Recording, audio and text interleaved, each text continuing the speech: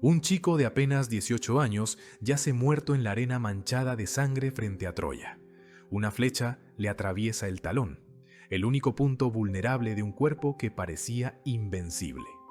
A su alrededor, miles de cadáveres, los guerreros más bravos de ambos bandos. Ninguno pudo con él, ni siquiera el mejor campeón troyano logró detenerlo. Entonces, ¿cómo terminó el guerrero más poderoso de su época cayendo por una simple flecha en el pie? Esta es la historia de Aquiles, no la versión recortada que te contaron en el colegio, no los pedacitos sueltos de películas que apenas rozan su leyenda. Vamos a contarla completa, desde el instante en que su madre intentó hacerlo inmortal, hasta el día en que sus cenizas terminaron mezcladas con las de su mejor amigo. Es una historia de gloria y rabia, de amor y traición, y de una decisión que cambió el destino de Grecia para siempre. Pero antes de hablar de su nacimiento imposible, antes de verlo convertirse en la pesadilla de los troyanos, necesitas entender algo clave, algo que lo separa de cualquier otro héroe antiguo, y que explica cada paso que dio, cada batalla que eligió, cada vida que arrancó. Aquiles sabía con precisión cuándo iba a morir, y aún así caminó directo hacia ese final. Han pasado 3000 años desde que ese guerrero pisó la tierra. Imperios enteros se levantaron y se derrumbaron. Civilizaciones desaparecieron. Reyes que lo tuvieron todo fueron tragados por el olvido. Y aún así, el nombre de Aquiles sigue sonando como si la guerra hubiera sido ayer. ¿Por qué? Porque Aquiles no fue solo un guerrero extraordinario, fue la respuesta viva a una pregunta que todos nos hacemos tarde o temprano. ¿Vale la pena cambiarlo todo por la gloria eterna? Esa pregunta lo persiguió desde niño. Su madre, Tetis, diosa del mar, le reveló una profecía cuando aún era demasiado pequeño para cargar con algo así. 2 caminos se abrían ante él, y solo uno podía elegirse. En el primero, Aquiles viviría muchos años, paz, familia, hijos, nietos, y moriría anciano en su cama, pero con un precio. Nadie recordaría su nombre. El segundo era el contrario, una vida corta, violenta, terminada en una guerra lejos de casa antes de los 20. Pero si elegía ese destino, su nombre viviría para siempre. Piénsalo un segundo. No una sospecha ni un presentimiento, una certeza absoluta. Poder escoger entre una vida cómoda y larga, pero olvidada, o morir joven y convertirse en inmortal en la memoria del mundo. Casi cualquiera pospondría esa decisión durante años. Aquiles la tomó antes de cumplir 15, y no miró atrás. Cuando la guerra de Troya llamó a su puerta, cuando tuvo la oportunidad de esconderse y vivir en paz, decidió ir, sabiendo que no volvería, sabiendo que iba a morir lejos de su hogar, y aún así, eligió la gloria. Ahora viene la gran pregunta: ¿quién era de verdad el hombre que prefirió 18 años de leyenda antes que 80 de anonimato? Aquiles era hijo de 2 mundos que jamás debieron mezclarse. Su padre, Peleo, era un rey mortal de Pitia, al norte de Grecia. Valiente, respetado, pero mortal al fin y al cabo. Su madre era otra historia. Tetis, una de las 50 Nereidas, diosas del mar, hijas del antiguo Nereo.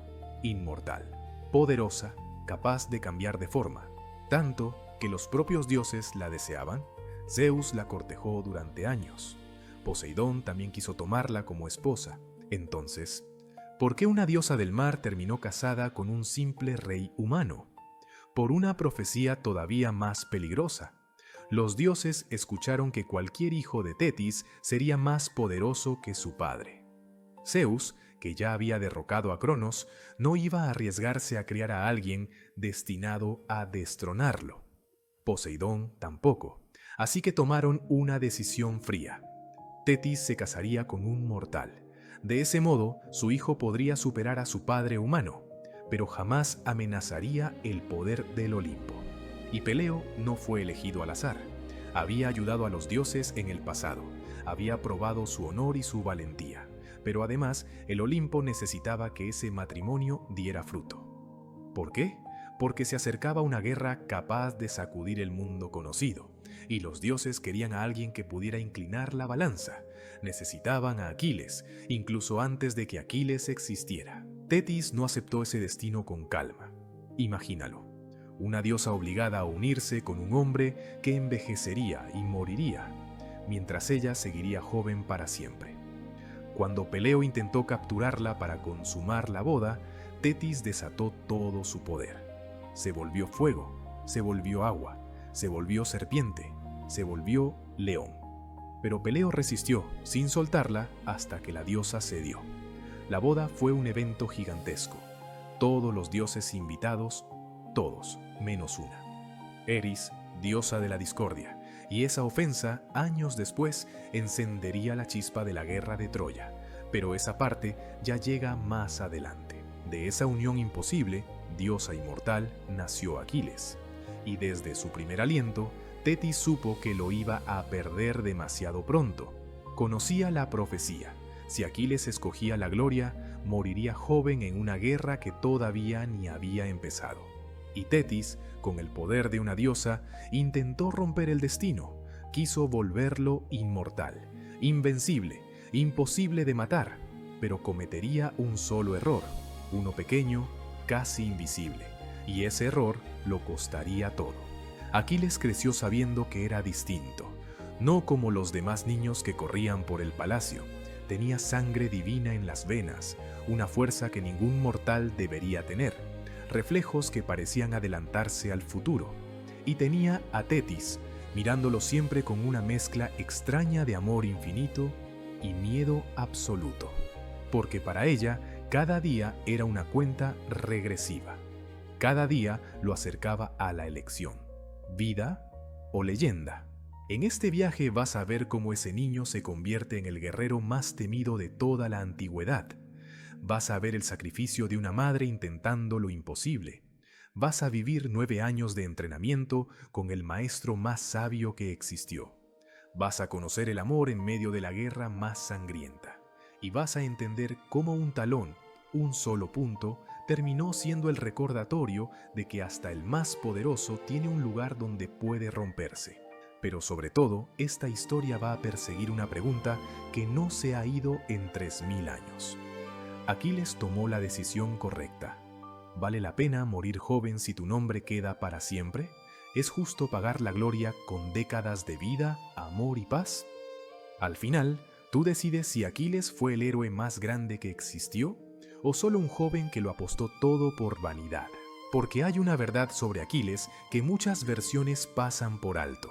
No fue un héroe perfecto, no fue un guerrero noble peleando por justicia o libertad.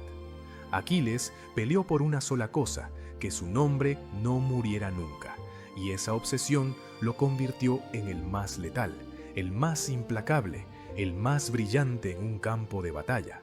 Ciudades enteras caían ante él, ejércitos huían con solo escucharlo, y hasta algunos dioses temían lo que su furia podía desatar. Pero esa gloria tuvo un precio más cruel que la propia muerte.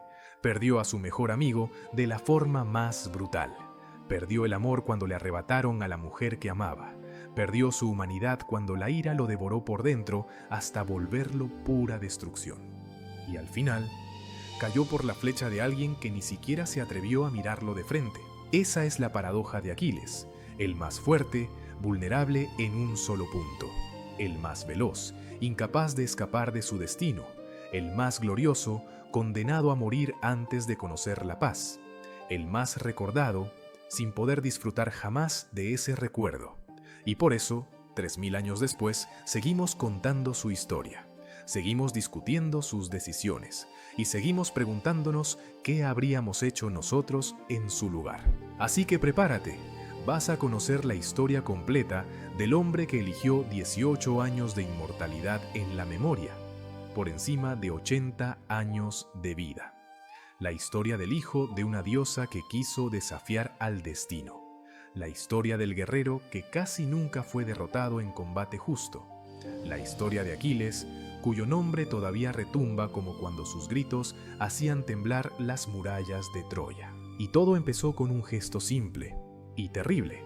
Su madre lo sostuvo por el talón y lo hundió en las aguas del río que separa la vida de la muerte. Antes de seguir, te pido un favor rápido. Si te está gustando esta historia de Aquiles, suscríbete al canal. Muchísima gente ve estos videos y no se suscribe, y tu apoyo es lo que hace posible que sigamos sacando historias largas y bien trabajadas de Equimalen de mitología. Ahora sí, continuemos. El palacio de Pete Ia estaba de fiesta.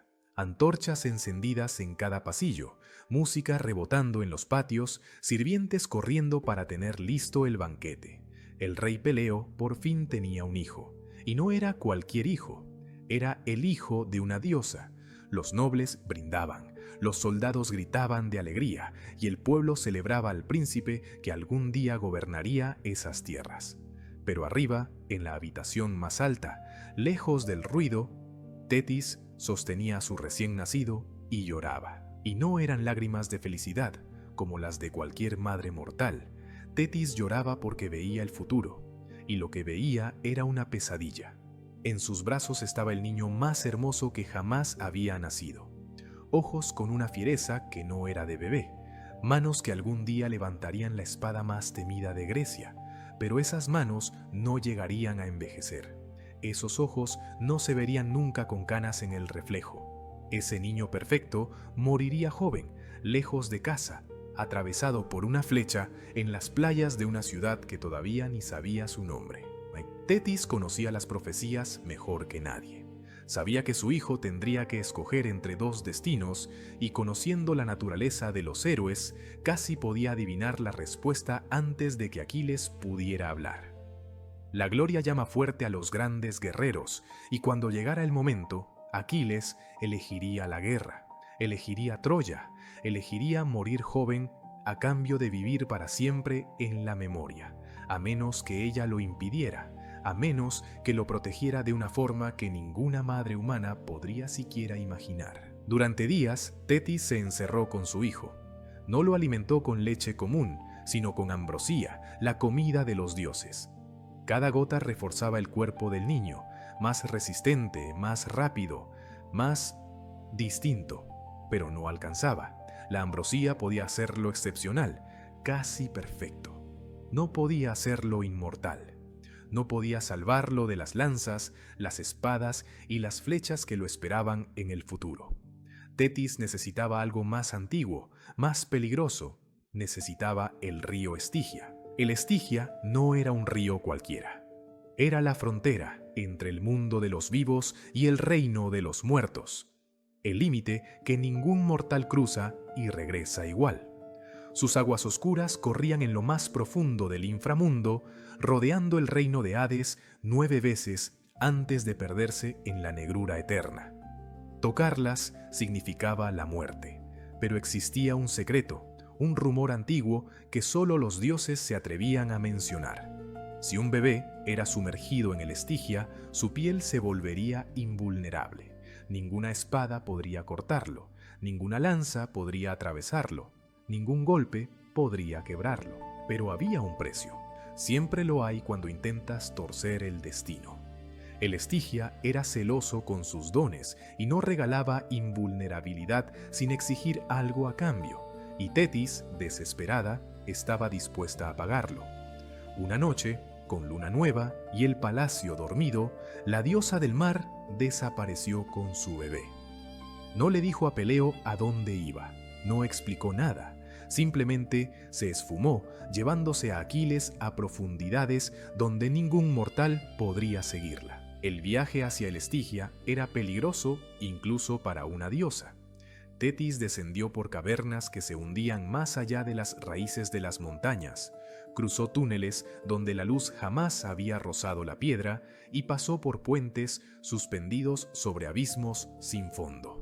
Con cada paso, el aire se volvía más frío y más pesado, como si la muerte respirara ahí abajo.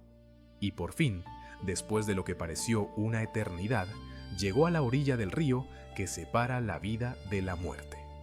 El Estigia corría frente a ella, negro como tinta, silencioso como una tumba, soltando un vapor que olía a olvido y desesperación. Tetis miró a su hijo dormido, tan pequeño, tan frágil, tan perfecto.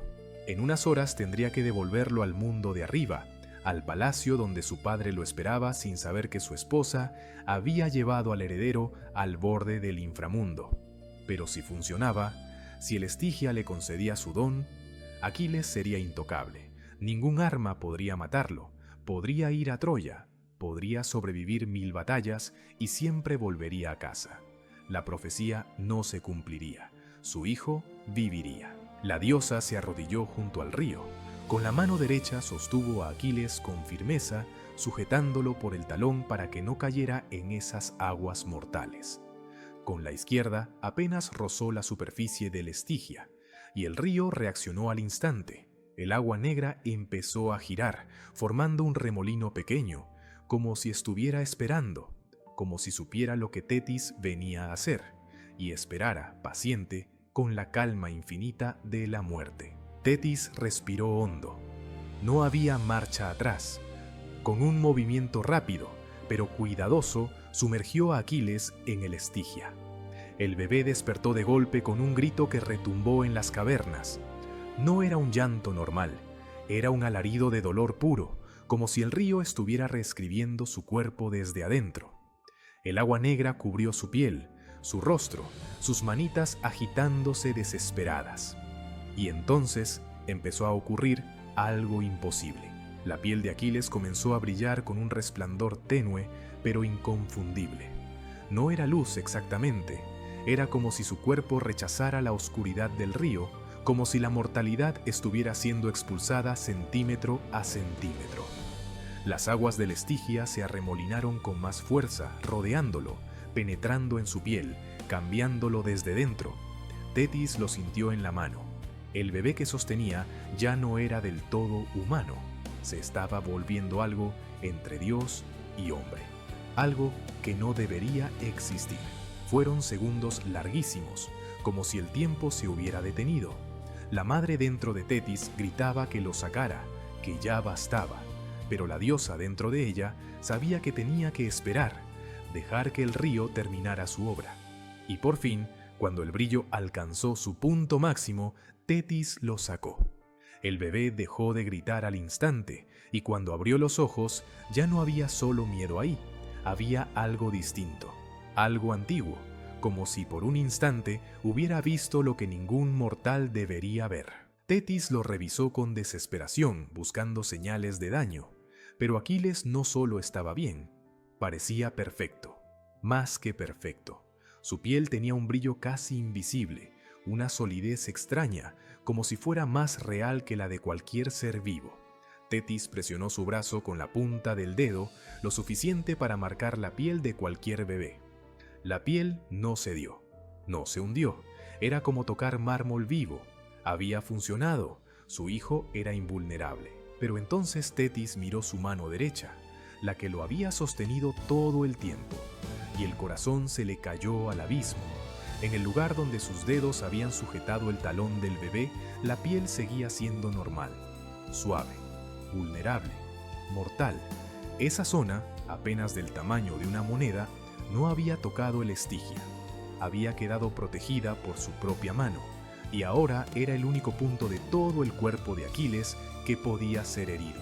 El único lugar por donde una espada, una lanza o una flecha podían entrar. La diosa del mar sintió cómo el horror la invadía. Quiso salvarlo, darle invulnerabilidad absoluta, blindarlo contra cualquier arma del mundo, y sin querer había creado el punto débil perfecto. Un talón frágil en un guerrero invencible. Era una crueldad casi ridícula, como si el destino, los hados, las moiras que tejen la vida de los mortales, se estuviera riendo de ella. Le permitieron volverlo casi inmortal, pero se aseguraron de dejarle una grieta fatal en la armadura. Tetis pensó en sumergirlo otra vez, sujetándolo de otra parte, pero sabía la verdad, sería inútil. El Estigia concede su don una sola vez. Si lo intentaba de nuevo, las aguas no lo bendecirían. Lo matarían. El río ya había cumplido su parte. Aquiles era invulnerable en todo su cuerpo, excepto en un sitio, y ese sitio sería su sentencia. Tetis regresó al palacio antes del amanecer con Aquiles dormido en brazos. Peleo despertó y la encontró en la habitación, meciéndolo suavemente, con lágrimas cayendo por sus mejillas divinas. El rey no entendía nada. Creyó que lloraba de amor, de felicidad, de emoción por el nacimiento. No sabía que lloraba porque acababa de ver el futuro con una claridad insoportable. Había intentado cambiar el destino de su hijo, y lo único que logró fue dejar marcada, con precisión, la forma en que moriría. En los años siguientes, Tetis no se lo contó a nadie. Ni una palabra sobre el Estigia, ni una palabra sobre la invulnerabilidad, ni una sola advertencia sobre el talón. Guardó ese secreto como una herida abierta en su corazón inmortal, y vio a Aquiles crecer, más fuerte, más rápido, más hábil que cualquier niño. Lo vio sobrevivir caídas que deberían haberle roto los huesos, enfrentar bestias que deberían haberlo despedazado, soportar entrenamientos que habrían dejado a otro cubierto de cicatrices. Y cada vez que lo veía caminar descalzo, cada vez que esos pies tocaban el suelo, Tetis miraba ese talón y pensaba en una flecha, en un día lejano, encontrando exactamente ese punto. El niño bañado en la inmortalidad crecía sin saber que era casi intocable. Crecía sin saber que su muerte estaba escrita en el único lugar que el Estigia no tocó. Y su madre, la diosa que había bajado hasta el borde del inframundo para salvarlo, solo podía esperar el día en que tendría que decirle la verdad, el día en que Aquiles entendería que era el guerrero más poderoso que jamás existió, y que un simple talón lo hacía tan mortal como cualquiera. Pero ese día todavía estaba lejos. Antes, Aquiles necesitaba entrenamiento. Tenía que aprender a dominar el cuerpo que su madre había vuelto invulnerable. Tenía que convertirse en el arma perfecta que el destino estaba preparando. Y para eso lo enviarían con el mejor maestro que el mundo había conocido. Un centauro que vivía en las montañas más altas de Grecia. Un ser inmortal que había entrenado a generaciones de héroes.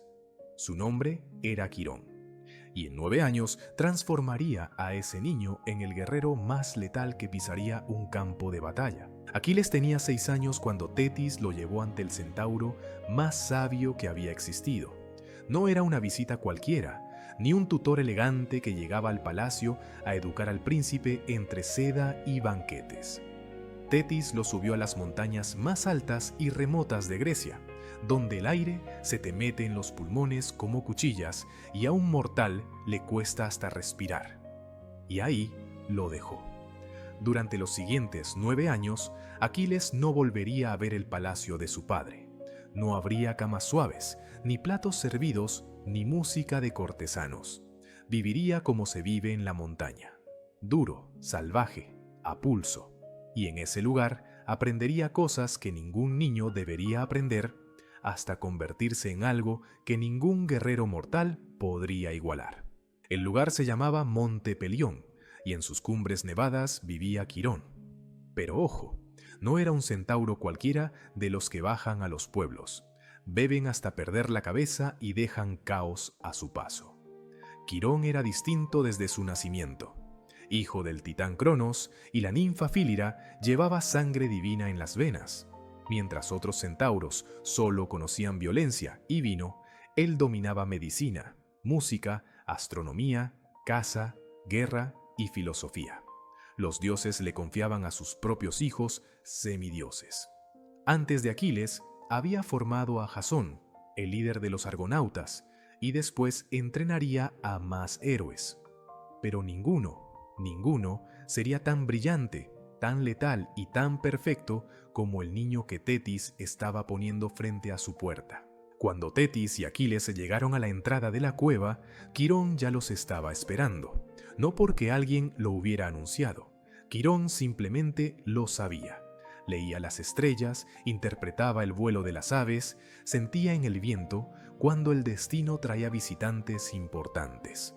Miró al niño de 6 años escondido detrás de las piernas de su madre y algo lo sorprendió. Aquiles no estaba asustado, estaba curioso. Sus ojos recorrieron al centauro, mitad hombre, mitad caballo, con fascinación. no con terror. Y Quirón lo entendió al instante. Un guerrero que no puede mirar de frente lo desconocido jamás será verdaderamente grande. Tetis no se quedó mucho. Le dijo a Quirón que su hijo necesitaba el mejor entrenamiento posible, que estaba destinado a cosas enormes, pero se guardó lo más importante. No mencionó el Estigia, no habló del talón vulnerable, no le confesó que el niño era invulnerable en casi todo su cuerpo. Esos secretos eran suyos, y su carga. Solo besó la frente de Aquiles, le prometió que volvería por él cuando estuviera listo y desapareció entre la bruma de la montaña. El niño se quedó solo con el maestro inmortal. Y ahí empezó la transformación de verdad. Los primeros días fueron un infierno. Quirón no creía en comodidades ni en entrenamientos suaves. En la primera mañana lo despertó antes del amanecer y lo puso a correr por la montaña. No un trote, una carrera de verdad. Subidas imposibles, rocas, raíces, barrancos. Aquiles tenía piernas de 6 años intentando seguir el ritmo de un centauro inmortal.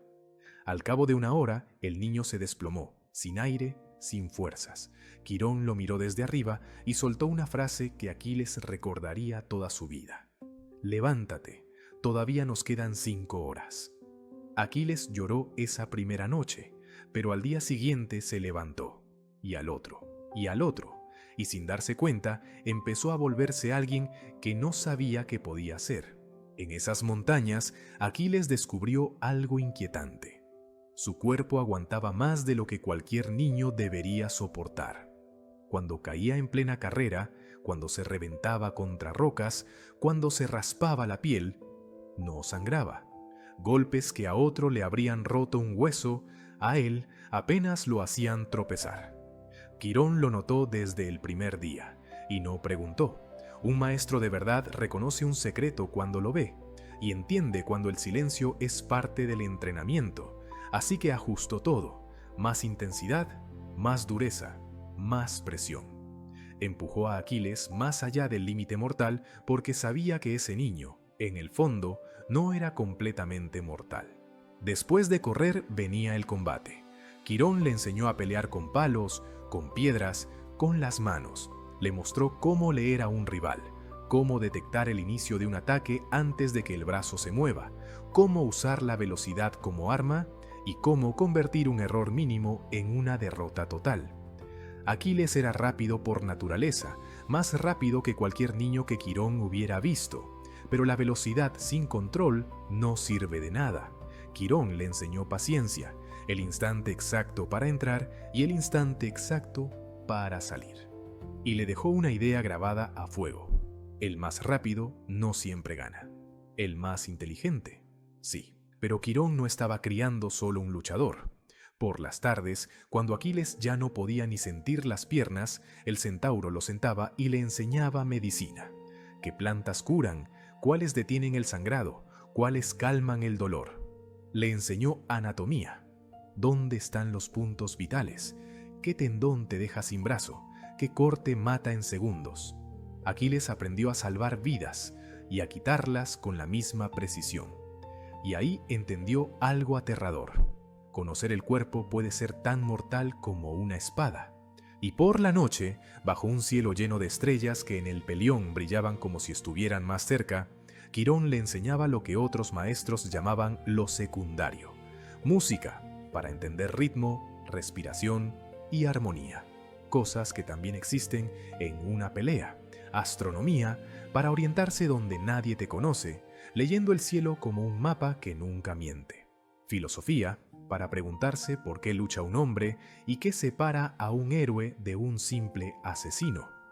Quirón creía que un guerrero sin cultura es solo un matador, y Aquiles, según él, debía ser más que eso. Los años pasaron y Aquiles cambió a una velocidad brutal.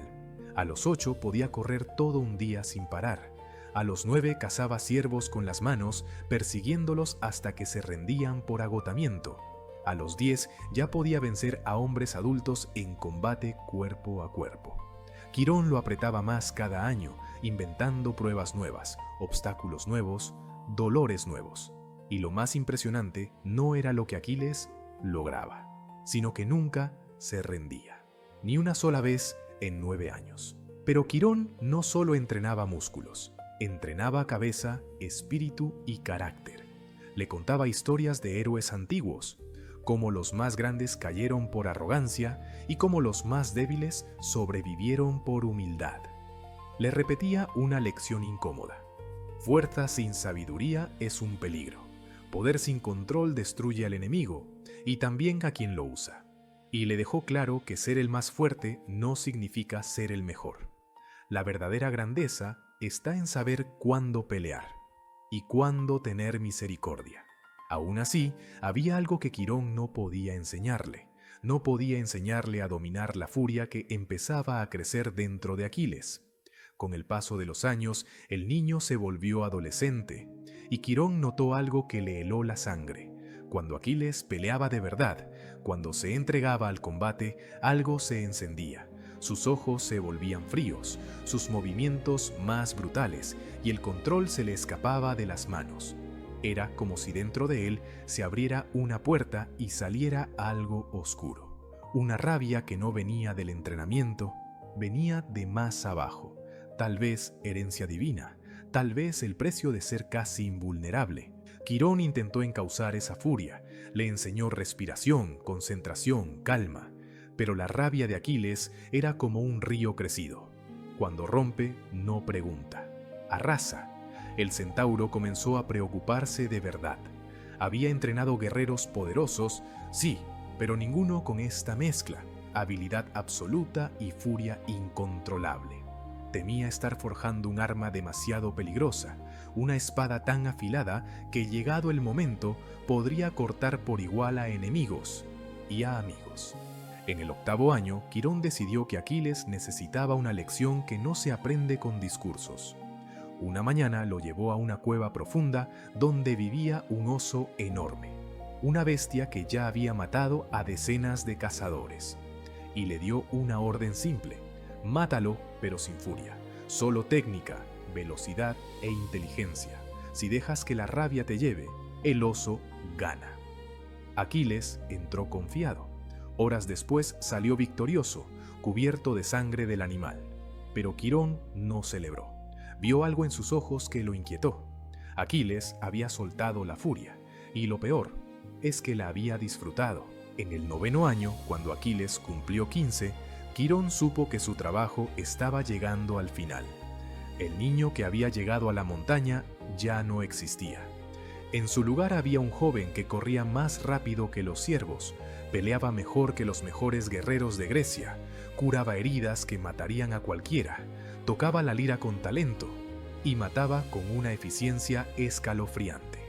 Quirón había creado la obra maestra de su vida, había tomado a un niño imposible y lo había convertido en el guerrero perfecto. Pero cuando la cueva quedaba en silencio y Aquiles dormía, Quirón salía a mirar las estrellas y sentía una tristeza pesada, porque él sabía leer el futuro ahí arriba y el futuro de Aquiles era corto y violento. Todas sus lecciones de control, todas sus palabras sobre honor y sabiduría quizás no alcanzarían. Aquiles estaba destinado a una guerra terrible, y en esa guerra, la furia que Quirón nunca logró domar se desataría por completo. El maestro inmortal había creado al guerrero más grande de su tiempo, y temía lo que ese guerrero haría cuando el mundo le diera un campo de batalla real. Al final del 9º año, Tetis regresó. Apareció en la entrada de la cueva igual que la primera vez, pero ahora no encontró a un niño, encontró a un joven.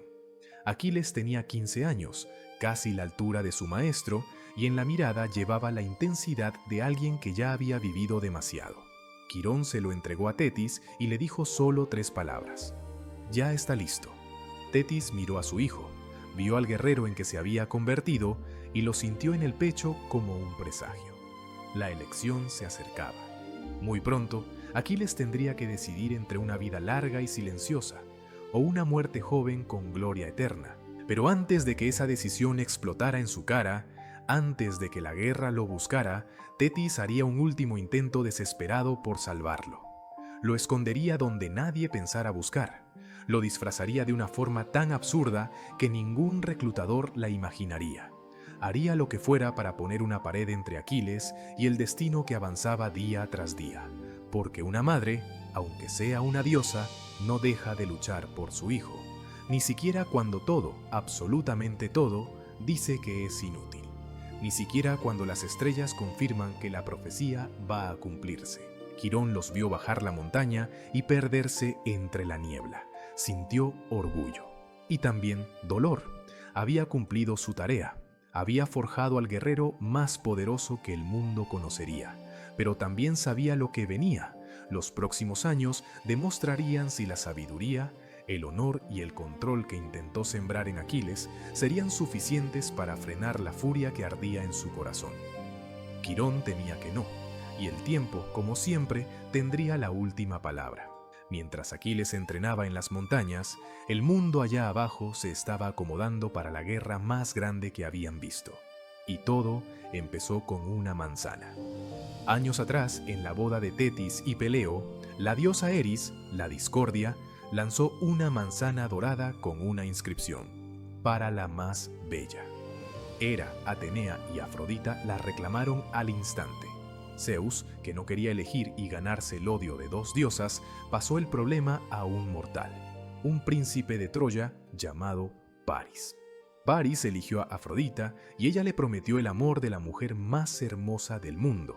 Esa mujer era Helena, esposa de Menelao, rey de Esparta. Paris se la llevó, y cuando eso ocurrió, los reyes de Grecia juraron una sola cosa: ir por Helena y hacer caer a Troya cueste lo que cueste. Los mensajeros recorrieron toda Grecia, recordándole a cada rey y a cada guerrero el juramento que habían hecho: defender el honor del matrimonio de Helena, y miles respondieron.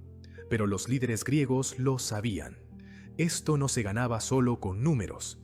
Necesitaban al mejor. Necesitaban a Aquiles. Las profecías lo repetían como un martillo. Sin él, Troya no caería. Los oráculos confirmaban que el hijo de Tetis era la llave de la victoria. Por eso enviaron a Odiseo, el más astuto de todos, a buscarlo. Pero cuando Odiseo llegó al palacio de Ptía, Aquiles se había esfumado. Tetis conocía las profecías mejor que nadie, y había una frase que la perseguía día y noche: si Aquiles iba a Troya, no regresaría. En cuanto sintió que la guerra se acercaba, tomó a su hijo de 15 años y huyó con él a la isla más remota que encontró, Esiros, gobernada por el rey Licomedes. Era pequeña, aislada, el último lugar donde alguien buscaría al guerrero más temido de Grecia, pero esconderlo allí no bastaba. Los reclutadores no buscaban a una diosa, buscaban a un joven héroe. Tetis necesitaba volver a Aquiles invisible. Y entonces se le ocurrió un plan tan extraño que nadie, ni siquiera los dioses, lo habría imaginado. Tetis se lo dijo sin rodeos. Aquiles debía disfrazarse de mujer y vivir entre las hijas de Licomedes. El joven que había pasado 9 años entrenando para ser el arma más letal de Grecia, ahora tendría que vestir ropas femeninas, aprender modales de princesa y mezclarse entre muchachas como si fuera una más. Para cualquier otro guerrero, eso habría sido una humillación imperdonable. Pero Aquiles amaba a su madre, y aunque no entendía del todo su miedo, aceptó. Tetis le dio un nombre: Pirra, la del cabello de fuego, por esos tonos rubio-rojizos imposibles de ocultar. Y así comenzó el disfraz más absurdo y más decisivo de toda la mitología griega. Para Aquiles, los primeros días fueron una tortura. Caminar con vestidos largos cuando su cuerpo pedía moverse libre, hablar suave cuando había sido criado para mandar, sentarse a bordar con princesas mientras sus manos tenían hambre de espada. Licomedes aceptó a la hija de Tetis sin hacer preguntas. A los dioses no se les discute. Si una diosa te pide refugio, tú obedeces. Y las hijas del rey, 7 princesas, recibieron a Pirra como a una hermana más. No sospechaban nada, solo veían a una joven alta, fuerte, quizá demasiado atlética, pero en una isla esas rarezas se pasan por alto. Entre esas princesas, una destacaba de inmediato: Deidamía, inteligente, hermosa y demasiado observadora. Desde que vio a Pirra, supo que algo no encajaba. La nueva huésped se movía como alguien entrenado para pelear, no para desfilar. Sus manos tenían callos que ninguna princesa tendría. Sus ojos no descansaban, escaneaban el entorno como un soldado buscando amenazas. Y cuando las otras hablaban de joyas y vestidos, Pirra parecía estar lejos, mirando el horizonte como si escuchara un llamado que nadie más oía. Deidamía empezó a seguir cada detalle y con el tiempo armó la verdad pieza por pieza. Una noche, en los jardines del palacio, Deidamía lo encaró. Le dijo que no la engañaba, que no era una mujer. Aquiles se quedó helado esperando lo inevitable, que corriera a contárselo a su padre. Pero Deidamía no lo delató. En vez de eso, le hizo una pregunta que lo desarmó. ¿Por qué un guerrero se esconde de la guerra? Aquiles le habló de la profecía, de su madre intentando salvarlo, de la elección entre una vida larga y anónima o una muerte joven con gloria eterna. Deidamía lo escuchó sin apartar la mirada y al final le dijo algo que nadie se atrevía a decirle. Tú ya elegiste, ¿verdad? Solo que tu madre no quiere aceptarlo. Esa noche cambió todo entre ellos. Deidamía guardó el secreto, pero hizo más que eso. Empezó a ayudarlo. Cuando el palacio dormía, lo sacaba a escondidas hacia los bosques de la isla. Allí, lejos de ojos curiosos, Aquiles volvía a respirar. Podía correr, trepar, entrenar con ramas como si fueran lanzas. Deidamía lo miraba fascinada. No veía a Pirra, veía a un guerrero real oculto dentro de un disfraz. Y Aquiles, por primera vez, sintió algo nuevo. Alguien lo estaba viendo completo, sin profecías encima, sin expectativas, solo a él. Pasaron los meses y se enamoraron con esa intensidad que solo tiene el primer amor. Para Aquiles, que venía de años de soledad en las montañas con Quirón, Deidamía era un mundo entero, calidez, compañía, algo humano. Para ella, que había vivido siempre en una isla pequeña, Aquiles era aventura, peligro, una puerta abierta hacia algo más grande que esas paredes. La relación se volvió íntima y con el tiempo Deidamía quedó embarazada. Cuando se lo dijo, Aquiles sintió algo que no había sentido jamás en combate.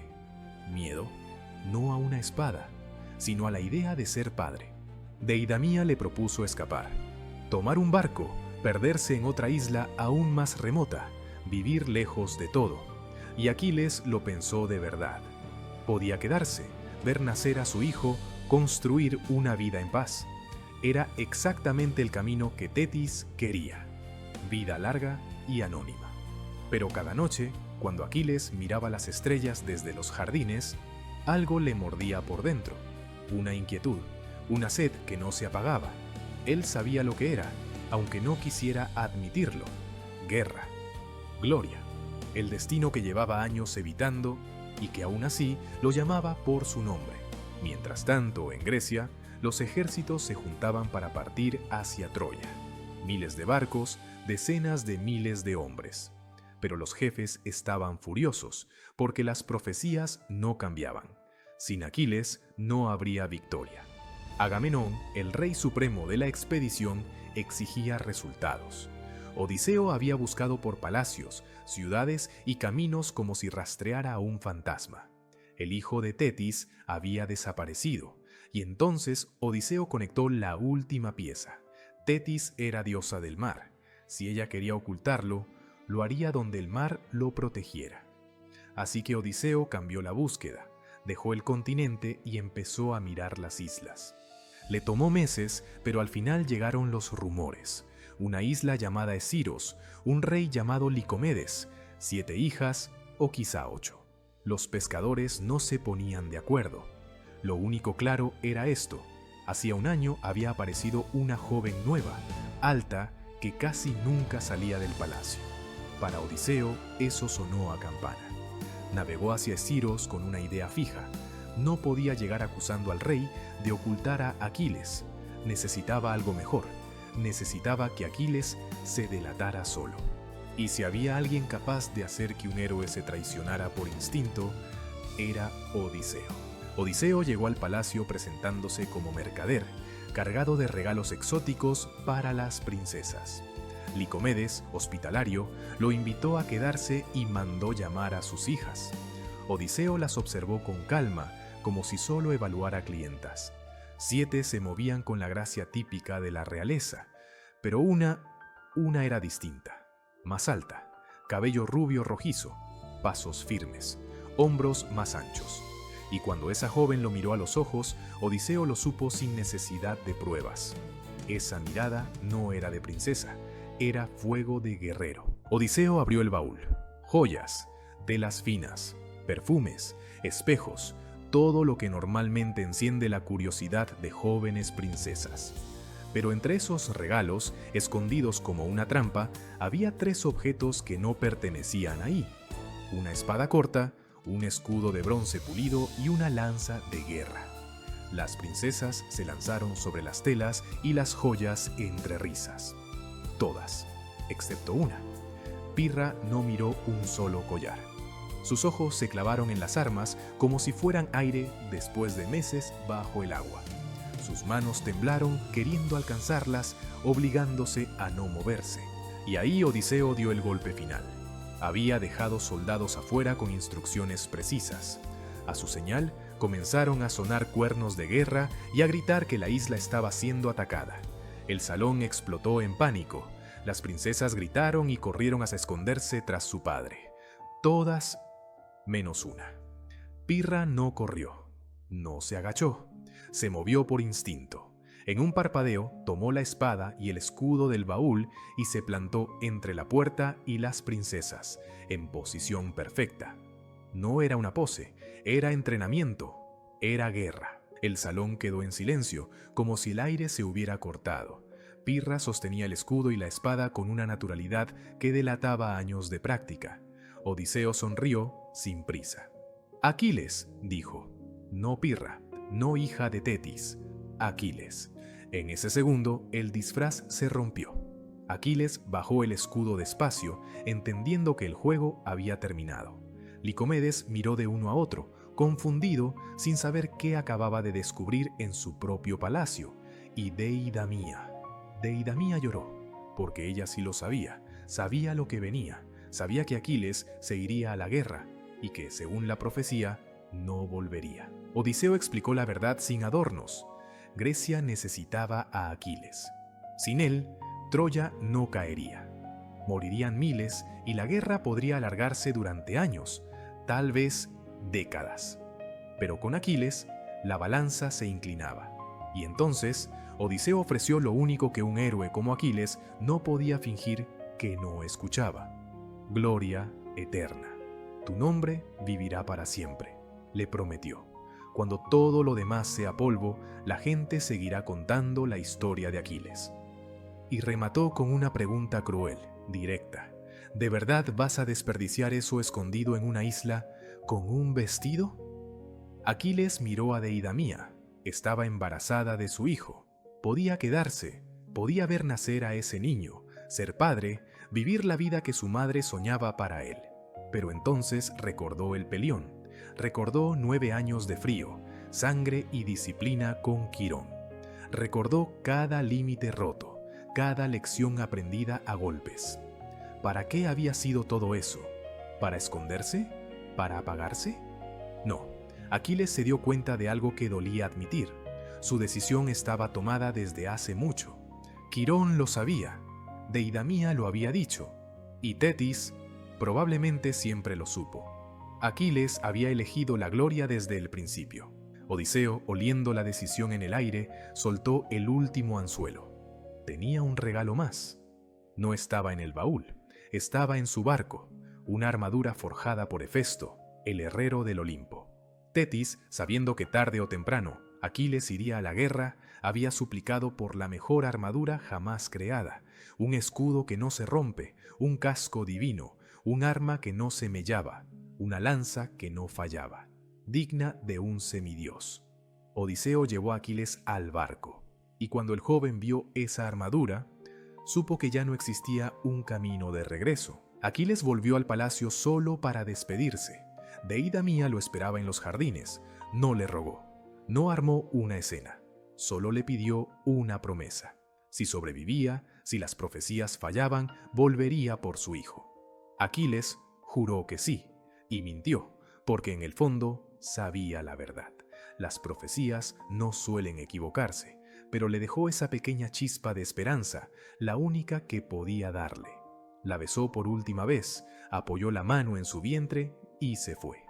Meses después, Deidamía daría a luz a Neoptólemo. Y ese nombre también terminaría escrito con sangre en la historia. Pero esa es otra historia. Aquiles, por fin con la armadura divina sobre los hombros, zarpó con Odiseo rumbo al campamento griego. Tenía 16 años, había pasado 9 años forjándose para ser el guerrero perfecto, y 1 año escondiéndose, disfrazado, huyendo de lo inevitable. Pero el destino siempre alcanza. Y muy pronto Aquiles descubriría algo inquietante. La guerra era exactamente lo que había estado buscando toda su vida. El lugar donde podía probar, sin dudas, que era el más grande. El lugar donde su nombre se grabaría para siempre, sin importar el precio. Cuando Aquiles llegó al campamento griego, en las playas frente a Troya, los veteranos lo midieron con una mirada dura y escéptica. Tenía 16 años, una armadura que brillaba como un sol recién nacido y 0 cicatrices de batalla. Para hombres agotados por meses de ataques fallidos, parecía otro noble joven jugando a ser héroe. No entendían que Aquiles no había venido a aprender, había venido a imponer su nombre y no pensaba esperar a que la guerra le diera permiso. Los griegos llevaban meses golpeándose contra un muro que no cedía.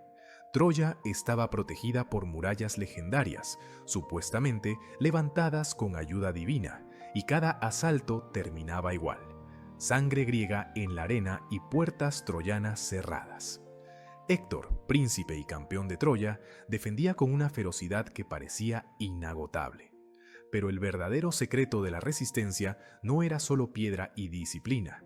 Era una red de ciudades aliadas que alimentaban a Troya con refuerzos, comida y armas. Mientras esa red siguiera viva, Troya podía resistir para siempre. Agamenón, el rey supremo, se lo explicó a Aquiles en su primera reunión de guerra. No podían tomar Troya de frente, tenían que asfixiarla, cortar sus rutas, aislarla, obligarla a rendirse con hambre. El problema era obvio: 11 ciudades fortificadas sostenían esa red, y conquistarlas a la manera tradicional costaría años y miles de vidas. Aquiles escuchó sin interrumpir, estudiando mapas, memorizando nombres, midiendo distancias. Cuando Agamenón terminó, el joven habló como si ofreciera una solución simple: «Dame 50 hombres, yo me encargo de las ciudades». Los generales se rieron. 50 contra ciudades enteras sonaba a una muerte rápida, no a una estrategia. Pero Odiseo no se rió. Él ya había visto cómo se movía Aquiles y sabía que ese chico no jugaba con las palabras. Convenció a Agamenón de probar. Si fallaba, perdían 50 hombres. Si ganaba, la guerra cambiaba de forma. Aquiles eligió a los 50 más feroces del campamento, hombres que odiaban esperar más de lo que temían morir, y partió. Su primer objetivo se llamaba Lirneso, y no duraría en pie ni 2 días. La estrategia de Aquiles era tan simple que parecía una locura: atacar antes de que el enemigo entendiera que estaba siendo atacado.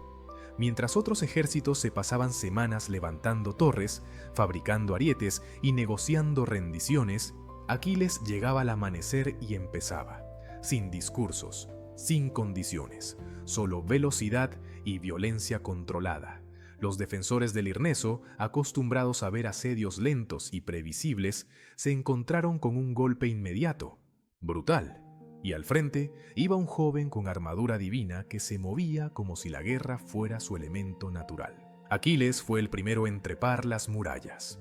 Lanzas, flechas, rocas, todo cayó sobre él y nada lo frenó. Las lanzas rebotaban o apenas rozaban su piel, las flechas se partían contra su escudo, y los golpes que habrían quebrado a cualquier hombre solo lo hacían inclinarse un instante. Para los defensores parecía un castigo enviado por los dioses. Cuando llegó arriba, el combate duró menos de lo que toma respirar profundo. 6 guardias cayeron antes de que los demás pudieran reaccionar. Sus movimientos eran tan rápidos que el ojo humano llegaba tarde a cada muerte. Desde lo alto, Aquiles abrió las puertas para sus 50 hombres. Lo que siguió no fue una batalla larga, sino un colapso. Lirneso se defendió como pudo, pero el miedo desordenó a sus soldados antes que cualquier espada. Y Aquiles no era solo fuerza y velocidad, era mente fría. Dividió a su grupo en unidades pequeñas, golpeando puntos clave al mismo tiempo, cortando rutas internas, sembrando confusión. Los defensores nunca supieron dónde concentrarse, y cuando intentaban formar una línea, Aquiles aparecía y la rompía con una precisión que daba terror. Al atardecer del primer día, Lirneso ya era griega. Su rey murió en un duelo contra Aquiles que duró menos de un minuto, y los sobrevivientes se rindieron sin orgullo, solo con ganas de vivir. Aquiles tomó el botín, capturó prisioneros y quemó depósitos militares para que Troya no pudiera recuperar nada. Luego regresó al campamento como si hubiera ido de cacería. Había conseguido en un día lo que otros juraban que tomaría meses. Los mismos veteranos que se burlaron al verlo llegar, ahora lo miraban distinto, con admiración y con miedo. Y Aquiles no se detuvo. Antes de que Troya entendiera lo que había pasado, ya estaba en camino a la siguiente ciudad aliada. Pedaso cayó en 3 días, Monenia en 2. Una tras otra, las fortalezas que alimentaban a Troya empezaron a apagarse como antorchas bajo lluvia. Con cada conquista, Aquiles afinaba su método. Menos tiempo, más coordinación, golpes más precisos. Su pequeño grupo de 50 se volvió una máquina. Y los hombres que lo seguían empezaron a creer algo peligroso, que mientras Aquiles estuviera al frente eran intocables. Y en cierto sentido lo era. Lo más aterrador para sus enemigos no era solo que Aquiles no sangrara, era la expresión que llevaba cuando peleaba. En combate algo se apagaba dentro de él, los ojos se volvían fríos, el rostro quedaba vacío y el cuerpo se movía como si no conociera fatiga. No había pausa, no había duda, no había misericordia. Los pocos que sobrevivían hablaban de un demonio con armadura dorada que atravesaba a los hombres como el viento corta el trigo. Algunas ciudades, al verlo llegar, preferían rendirse de inmediato. La esclavitud parecía menos cruel que su furia. En apenas 2 años, 11 ciudades habían caído. 11 reinos que sostenían a Troya con comida, armas y soldados quedaron reducidos a ruinas o puestos bajo control griego. Las rutas de suministro se quebraron y por primera vez Troya sintió el hambre rondando detrás de sus puertas. El nombre de Aquiles se volvió una maldición en boca troyana.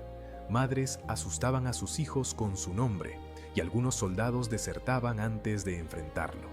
Príamo, el rey de Troya, llegó a ofrecer fortunas por su cabeza. Pero ¿cómo cazas a alguien que parece fuera del alcance de la muerte? Y en medio de tanta destrucción ocurrió algo que Aquiles no esperaba. En una de las ciudades tomadas en su campaña, Aquiles capturó a una prisionera que lo descolocó por completo. Se llamaba Briseida, hija de un sacerdote de Apolo. Era hermosa, sí, pero eso no era lo importante.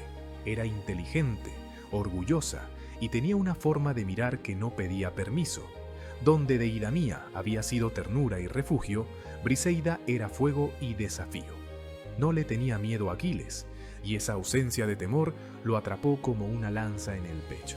Según las reglas de la guerra, los cautivos se repartían como botín entre los vencedores. Aquiles reclamó a Briseida como su parte, pero no la arrojó a la multitud ni la trató como un objeto. La llevó a su tienda, lejos del ruido, y empezó a hablar con ella. Al principio, Briseida lo odiaba con una claridad absoluta. Él había destruido su mundo, Pero las noches fueron alargando las conversaciones, y Briseida comenzó a notar algo detrás del monstruo. Un joven marcado por un destino terrible, alguien que corría hacia la gloria como si la gloria pudiera tapar el vacío que llevaba dentro. Esas conversaciones nocturnas se volvieron el único lugar donde Aquiles podía respirar. En el campo de batalla era una tormenta. En su tienda, con Briseida, volvía a ser humano. Hablaba de la música que Quirón le enseñó, de las montañas, de los días antes, del ruido de las espadas. A veces incluso se preguntaba en voz baja si la gloria valía lo que estaba pagando. Briseida escuchaba y su odio se transformaba en algo más complejo. Todavía no era amor, era comprensión. Y a veces, la comprensión es el primer paso hacia lo inevitable. Si esta historia te está dando valor y quieres más relatos largos y bien investigados de mitología, suscríbete al canal. La mayoría de los que ven estos videos todavía no lo hacen, y tu apoyo es lo que permite seguir creando este tipo de contenido. Ahora sí, volvamos a Aquiles. Mientras su vínculo con Briseida crecía, Aquiles seguía siendo el filo más peligroso del ejército griego.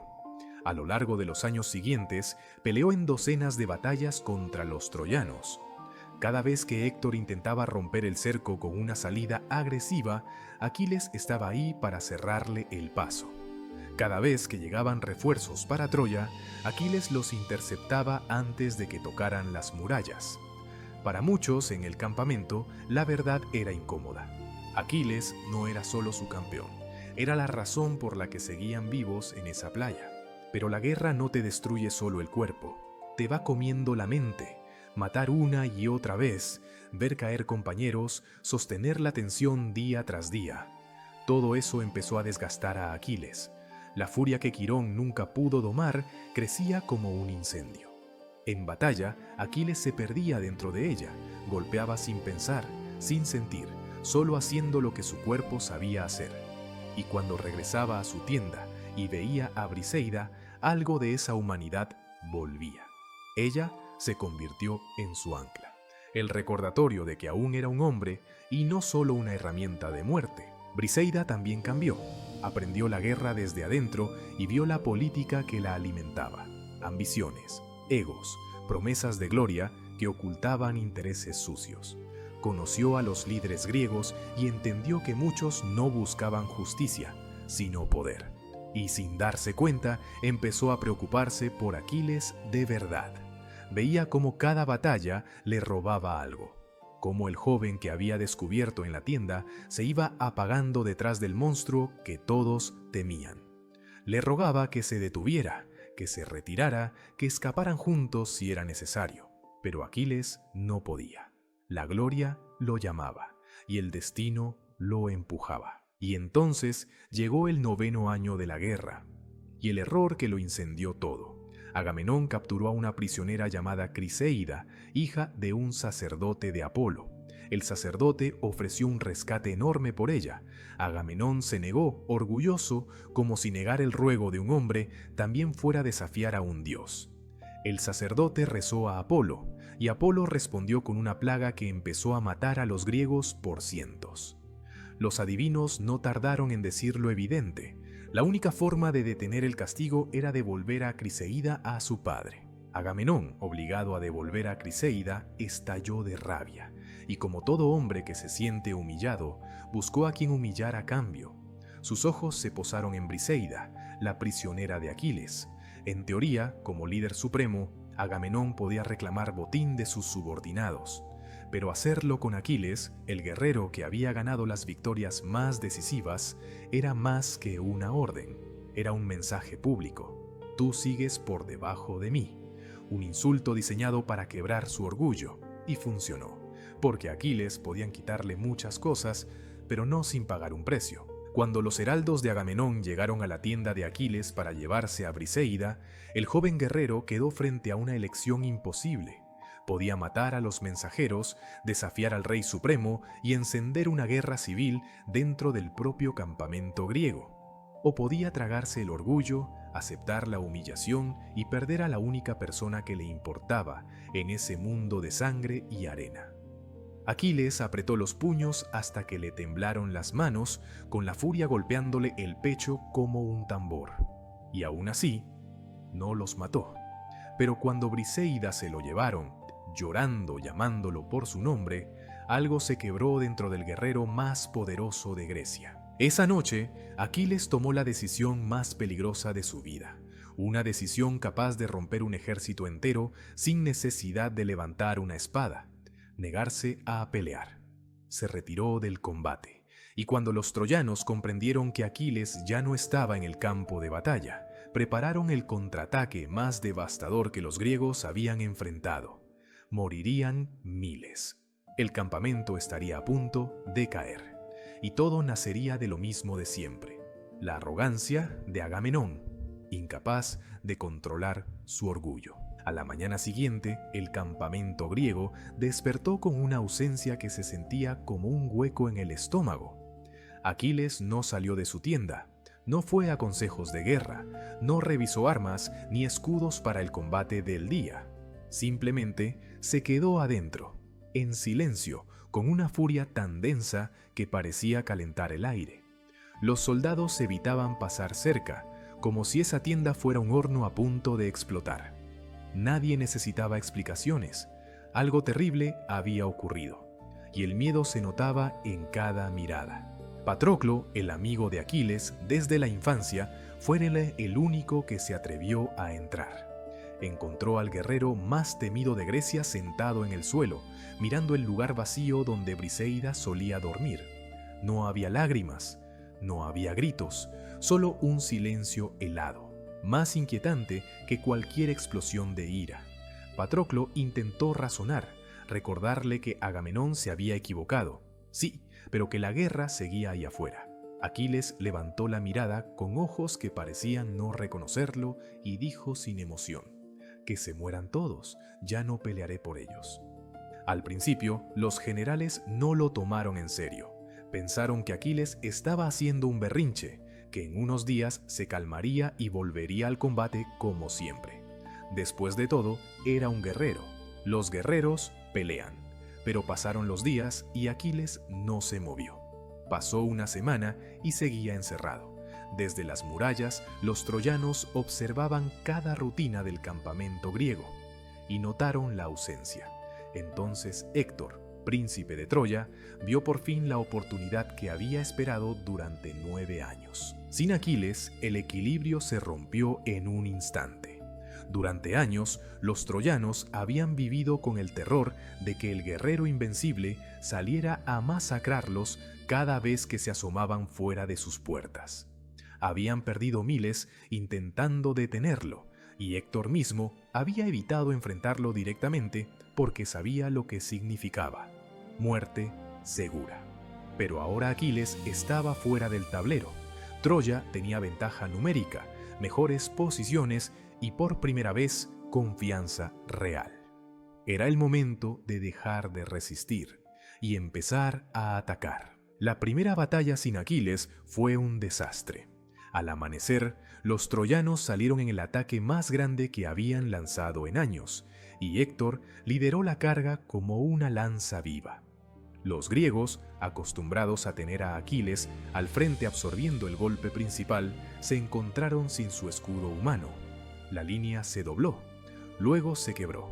El pánico se extendió como fuego en hierba seca. Primero retrocedieron, después corrieron. Para el atardecer, los troyanos los habían empujado hasta la playa contra sus propios barcos. Agamenón vio el desastre y mandó mensajeros a la tienda de Aquiles. Le suplicaron que regresara, le ofrecieron tesoros, ciudades, más prisioneras, cualquier cosa. Aquiles los despidió sin siquiera mirarlos. Entonces enviaron a Odiseo, creyendo que el más astuto podría abrirse paso con palabras. Odiseo apeló al honor, a la hermandad, a los compañeros que estaban muriendo afuera. Aquiles lo cortó con una sola pregunta: ¿dónde estaba ese honor cuando Agamenón me humilló delante de todos?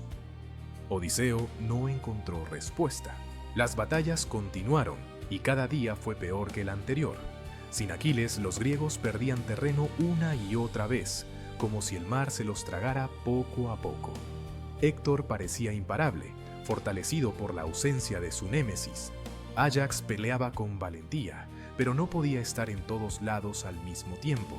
Diomedes fue herido y tuvo que retirarse. Los troyanos olían la victoria en el viento. Después de 9 años defendiendo su ciudad, por fin estaban ganando. Desesperado, Agamenón reunió a todos los líderes griegos y propuso algo impensable: comprar el regreso de Aquiles con una oferta monstruosa. Devolver a Briseida con disculpas públicas, entregarle 7 ciudades tras la guerra, darle tesoros suficientes para hacerlo más rico que la mayoría de los reyes. Incluso ofreció a una de sus hijas en matrimonio. Era la clase de oferta que debería borrar cualquier insulto y restaurar cualquier honor perdido. Y aún así, el campamento entero contuvo la respiración cuando enviaron embajadores otra vez hacia la tienda de Aquiles. Esta vez mandaron a los más cercanos a Aquiles. Odiseo habló primero, recitando la oferta como si leyera un tratado. Áyax añadió súplicas directas, de hermano a hermano, recordándole la sangre compartida en la playa. Y Fénix, su viejo mentor, lloró mientras le rogaba que no dejara morir a sus compañeros por orgullo. Era un ataque perfecto al corazón de un guerrero. Deber, amistad, honor.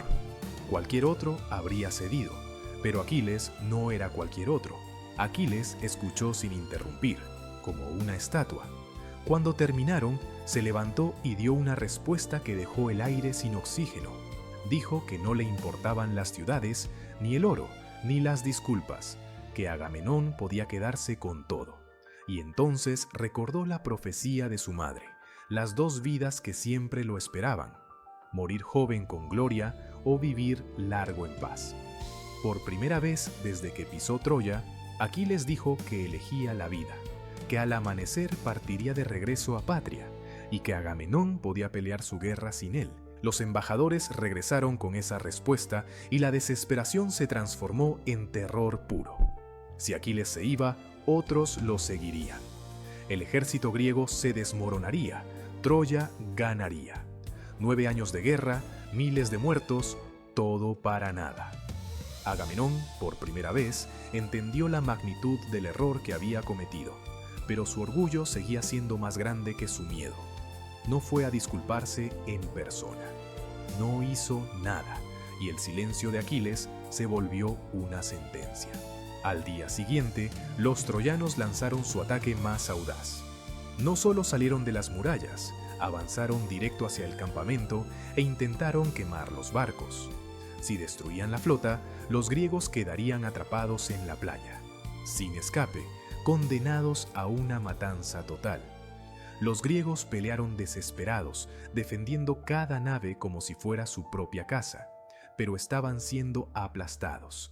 Y entonces Héctor llegó hasta los primeros barcos con una antorcha en la mano.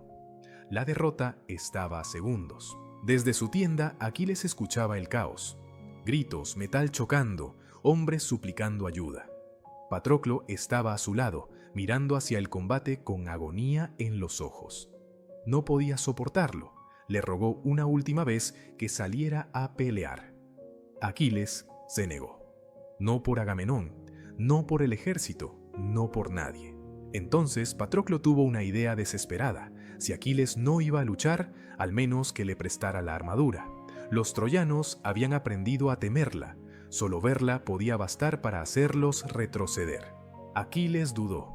Ver su armadura en batalla sin él era como jugar con su propia promesa de no pelear, pero técnicamente no rompería su juramento, y Patroclo era su hermano en todo menos en sangre, la única voz capaz de atravesar su orgullo. Al final, aceptó, con una condición absoluta.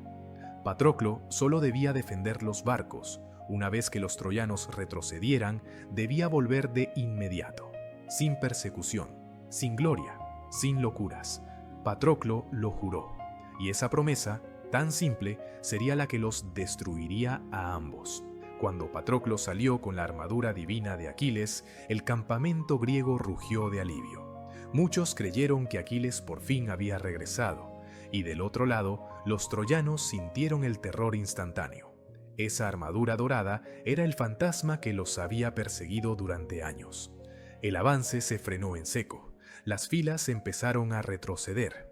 Héctor gritó que era solo un hombre, que no podía ser Aquiles, pero sus soldados no lo escucharon. Habían visto demasiado. Se dieron vuelta y huyeron hacia las murallas de Troya. Patroclo sintió el poder de esa reacción como una droga. Los barcos estaban a salvo. Los troyanos huían. Lo correcto era volver. Pero en ese instante comprendió algo peligroso. Esto era la gloria. Esto era lo que Aquiles sentía cuando el mundo entero se apartaba a su paso. Y se dejó llevar. Olvidó la promesa. Decidió perseguirlos, empujarlos más lejos, quizás hasta las mismas puertas de Troya. Se dijo que podía mantener el impulso. Se dijo que por una vez podía ser héroe en lugar de espectador. Los griegos, inspirados por lo que creían era Aquiles, siguieron a Patroclo en la persecución. Masacraron a los troyanos en retirada y los empujaron de vuelta hacia la ciudad. Por primera vez en mucho tiempo, los griegos sentían que la victoria era posible. Patroclo, dentro de esa armadura, se sintió invencible, como si el metal divino pudiera convertirlo en otro hombre. Pero no era Aquiles, no tenía el cuerpo tocado por el Estigia, no tenía los 9 años de Quirón, no tenía esa velocidad imposible ni esos reflejos perfectos. Era un gran guerrero con una armadura legendaria, y estaba a punto de chocar con el único troyano capaz de detenerlo. Héctor vio a sus hombres huir y supo que debía hacer algo desesperado. Si de verdad era Aquiles quien avanzaba, Héctor probablemente moriría. Pero si no lo detenía ahí, Troya podía caer ese mismo día. Así que reunió su valor, se dio vuelta y enfrentó a la figura de armadura dorada que venía hacia él. Chocaron en medio del campo de batalla como dos tormentas que se encuentran, y en los primeros movimientos Héctor lo entendió. La técnica era buena, pero no perfecta. La velocidad era peligrosa, pero no sobrehumana. Ese no era Aquiles, era otro hombre usando su armadura. Esa realización le dio a Héctor una ventaja psicológica decisiva. Empezó a pelear con más confianza, apretando el ritmo, obligando a su rival a responder en vez de imponer. Patroclo, agotado tras horas de combate ininterrumpido, comenzó a cometer pequeños errores. Un paso mal apoyado, un bloqueo tarde, un ángulo abierto un instante. Héctor vio la oportunidad y no la dejó pasar. Su lanza encontró el espacio entre el casco y la coraza, y Patroclo cayó de inmediato, la armadura divina marcada por sangre que no era la de Aquiles. Héctor se arrodilló junto al cuerpo, retiró el casco y el mundo se aclaró. No era Aquiles quien había sembrado el terror. Era un hombre valiente que había pagado el precio de llevar un nombre prestado. La noticia golpeó al campamento griego como un trueno. Patroclo estaba muerto.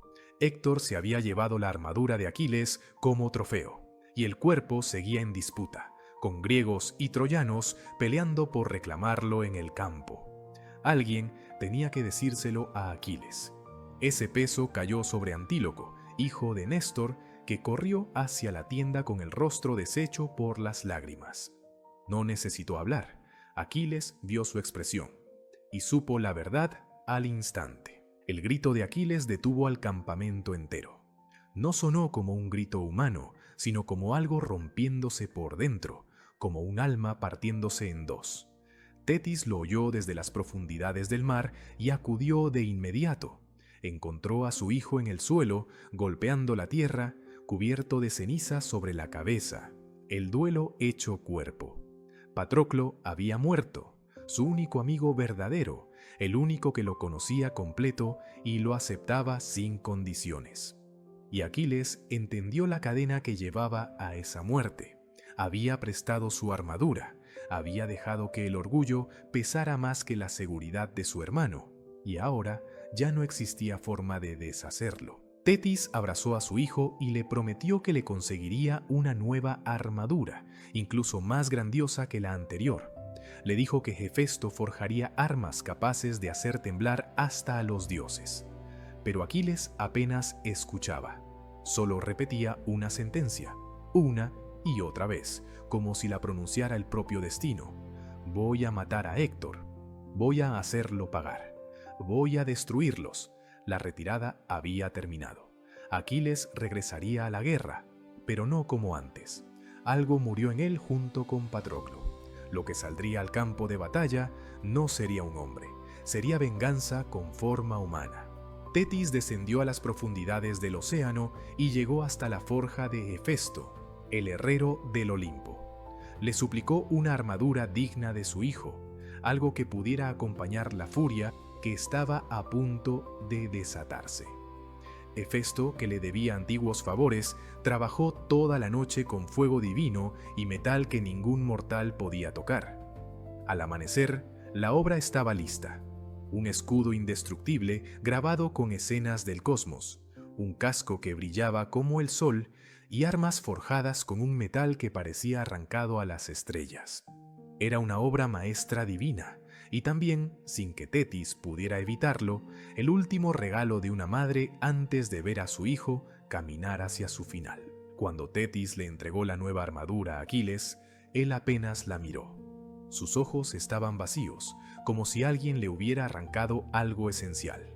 No gritó, no juró, no hizo teatro. Se colocó la armadura, tomó las armas y caminó hacia la guerra. Los griegos que lo vieron pasar se apartaron instintivamente, como si el aire alrededor de él fuera peligroso.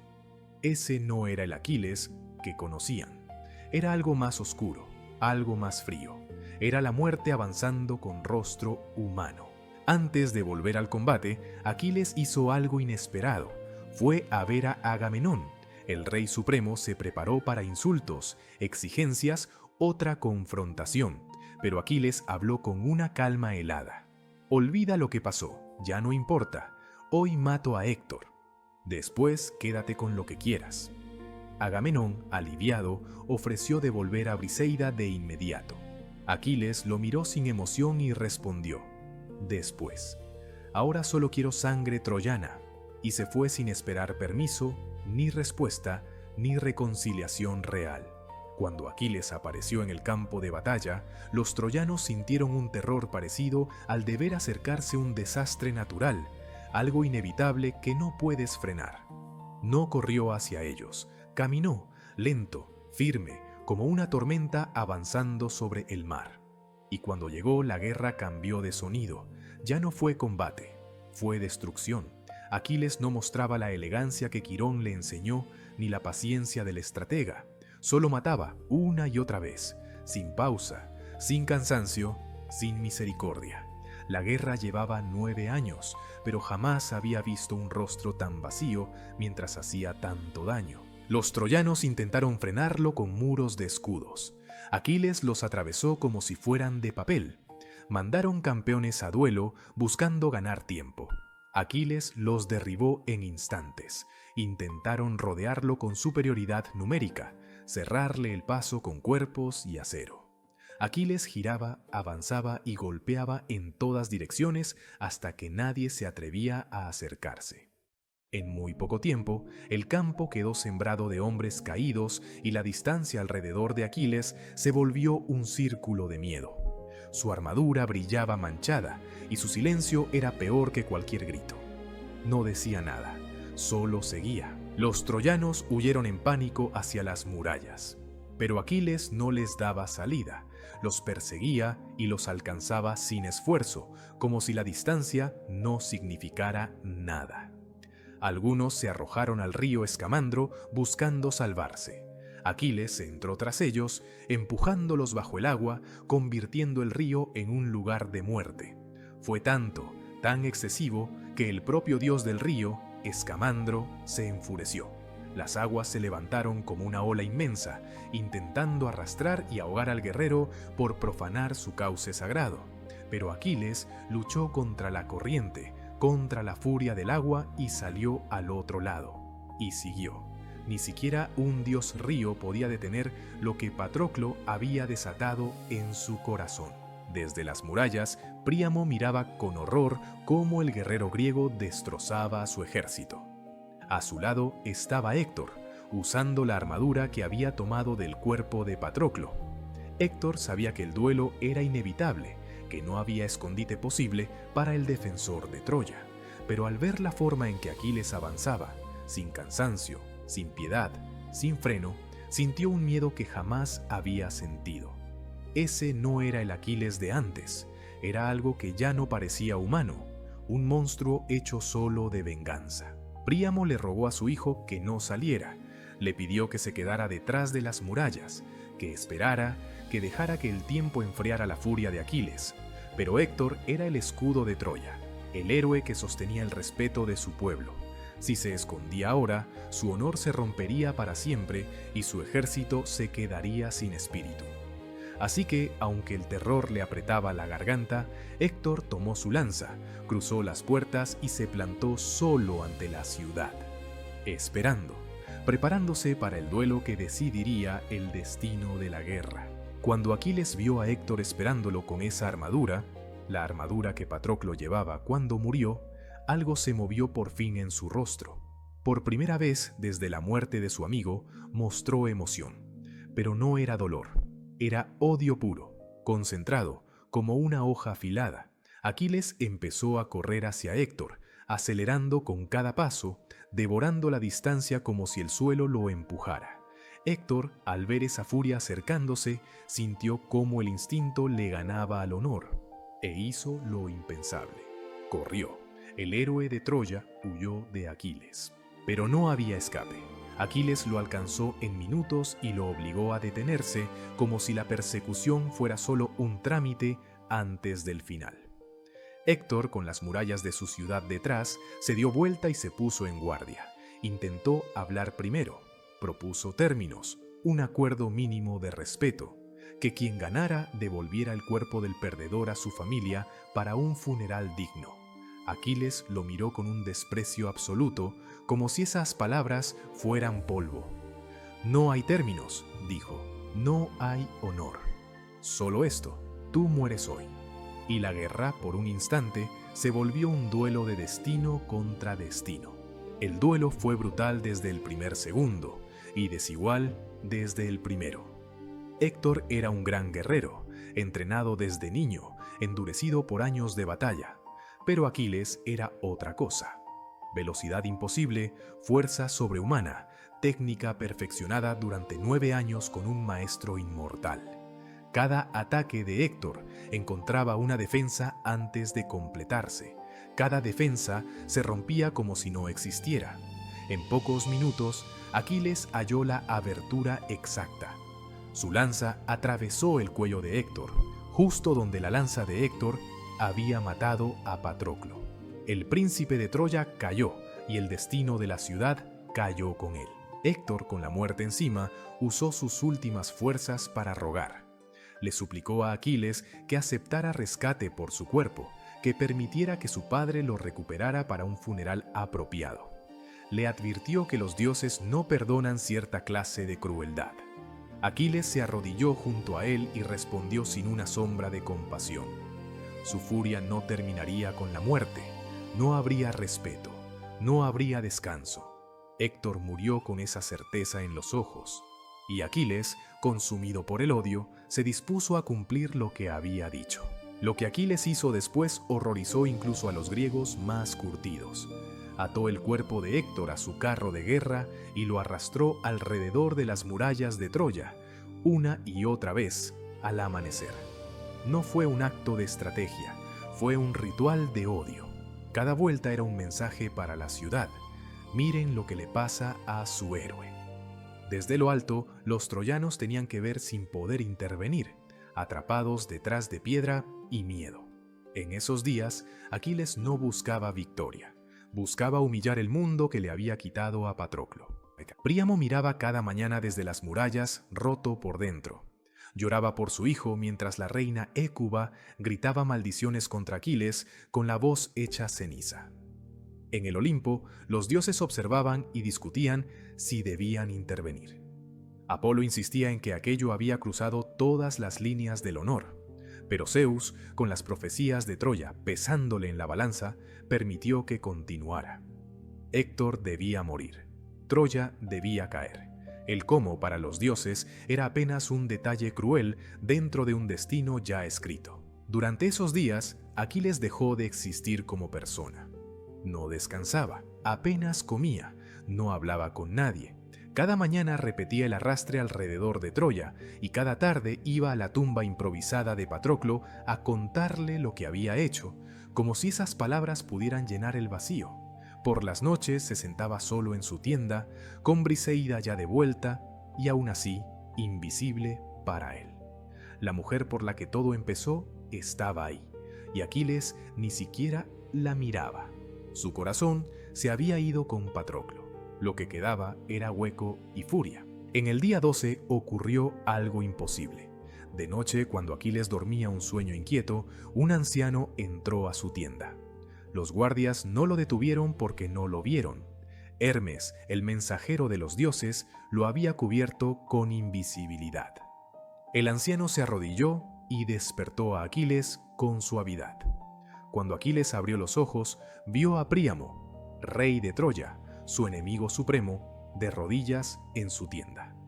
Príamo tomó las rodillas de Aquiles en el gesto antiguo de súplica y dijo, con una voz que parecía venir de lo más humano del mundo, piensa en tu propio padre. Piensa en cómo te extrañaría si murieras lejos de casa sin un funeral digno. Aquiles, por primera vez en 11 días, sintió algo que no era furia. Miró a aquel anciano rey, enemigo, sí, símbolo de una guerra interminable. Y de pronto no vio a un monarca, sino a un padre. Príamo había llegado solo, desarmado, atravesando líneas enemigas para rogar por el cuerpo de Héctor. Había traído tesoros como rescate, pero lo verdaderamente pesado era otra cosa: su humanidad, su dolor, ese amor de padre que no pide victoria, solo despedida. Y algo en esa vulnerabilidad abrió una grieta en la armadura de odio que Aquiles se había forjado desde la muerte de Patroclo. Los dos hombres lloraron juntos esa noche. Príamo por su hijo muerto, Aquiles por Patroclo, por su propio padre al que quizá nunca volvería a ver, por la parte de sí mismo que había perdido en 11 días de profanación y odio. Aquiles le devolvió el cuerpo de Héctor y fue más lejos. Concedió una tregua de 12 días para que Troya pudiera honrar a su príncipe con un funeral digno. Enemigos que se habían matado durante 9 años se sentaron bajo la misma lona, compartieron comida y recordaron una verdad antigua. Bajo la armadura y el orgullo, todos eran hombres con familias que los amaban. Príamo regresó a Troya con el cuerpo de su hijo. La ciudad le dio a Héctor el funeral más grande que había visto. Una pira inmensa, perfumes mezclados con las cenizas y una urna dorada para guardar lo que quedaba del defensor de su pueblo. Troya entera lloró durante días como si el duelo se hubiera vuelto parte del aire. Pero incluso entre el llanto, muchos entendían lo inevitable. Con Héctor muerto, la ciudad había perdido su mejor escudo. Y Aquiles, el guerrero imparable, seguía vivo. La caída de Troya era cuestión de tiempo. Después del funeral de Héctor, la guerra continuó. Pero ya no era la misma. Los troyanos peleaban sin esperanza, solo para retrasar lo inevitable. Los griegos, con Aquiles de vuelta y sin un rival comparable, empujaban cada vez más cerca de las puertas. Aún así, llegaron refuerzos para Troya.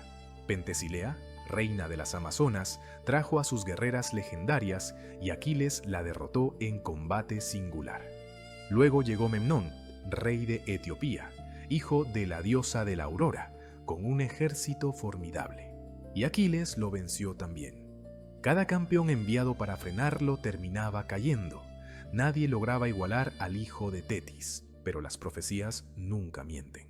Y la profecía decía que Aquiles moriría en Troya, joven, antes de ver caer la ciudad que había venido a destruir. Durante meses después de matar a Héctor, Aquiles peleó sabiendo que cada batalla podía ser la última. Briseida le suplicaba que tuviera cuidado, que protegiera ese talón vulnerable que ella había descubierto por accidente. Tetis aparecía en sueños advirtiéndole sobre París, el príncipe cuyo acto había encendido la guerra al llevarse a Helena. Las profecías decían que Paris sería su muerte, y Aquiles, aun sabiéndolo, no encontraba una salida al destino. Porque esa es la tragedia final de Aquiles. Sabía cómo moriría, sabía que sería joven, sabía que sería en Troya, y aún así no podía cambiarlo. Había elegido gloria sobre vida, y esa elección traía un precio imposible de renegociar. El guerrero más poderoso de su era, invulnerable en casi todo su cuerpo, excepto en un punto, quedó marcado desde el momento en que su madre lo sostuvo por el talón y lo sumergió en el Estigia. Y ese destino estaba a punto de cumplirse del modo más irónico posible. Tras la muerte de Héctor, los troyanos parecían derrotados. Sus murallas seguían en pie, pero el espíritu estaba quebrado. Sin embargo, Troya tenía aliados por todo el mundo conocido, y esos aliados no estaban dispuestos a dejar caer la ciudad sin luchar. En las semanas siguientes llegarían dos campeones, trayendo un último brote de esperanza a Troya y nuevos desafíos para Aquiles. Pero ni siquiera esos guerreros legendarios podrían detener al hijo de Tetis. La muerte lo esperaba.